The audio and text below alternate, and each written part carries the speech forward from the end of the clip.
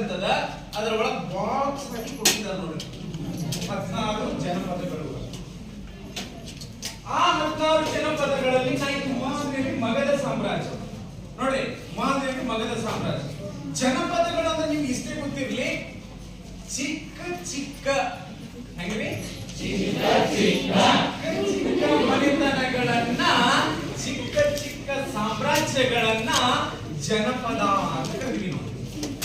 ಚಿಕ್ಕ ಚಿಕ್ಕ ಸಾಮ್ರಾಜ್ಯಗಳನ್ನ ಏನ್ ಕರಿತೀವಿ ನಾವು? ಜನಪದಗಳು.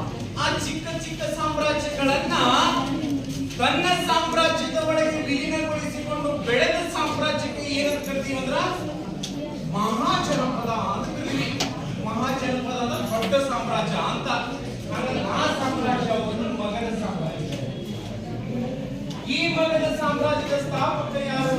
ಜರಾಸಂಧ. ಯಾವ ಸಂಧ?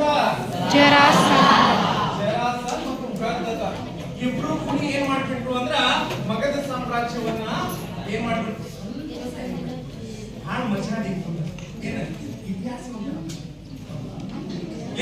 ಇತಿಹಾಸ ಇಷ್ಟು ಇಂಟ್ರೆಸ್ಟ್ ಅದ ನಿಮ್ಗೆ ಗೊತ್ತಿಲ್ಲ. ಆಗ ನಾನು ಪ್ರಿನ್ಸಿಪಲ್ ಆಗಿ ವರ್ಕ್ ಮಾಡುವಂತ ಸಂದರ್ಭದಲ್ಲಿ ನಾನು ಎಕ್ಸಾಮ್ ಡ್ಯೂಟಿಗೆ ಹೋಗಿದ್ದೆ. ನಾನು ಹಿಸ್ಟ್ರಿ ಲೆಕ್ಚರ್ ಅಲ್ಲ, exam duty Rani Chennamma ಯೂನಿವರ್ಸಿಟಿಗೆ ಹೋಗಿದ್ದಪ್ಪ exam check ಮಾಡಿ.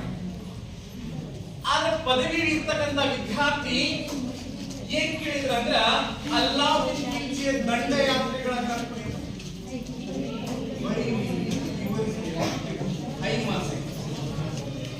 ಆ ವಿದ್ಯಾರ್ಥಿ ಹೆಂಗ್ ಬಂದಿದ್ದಾರೆ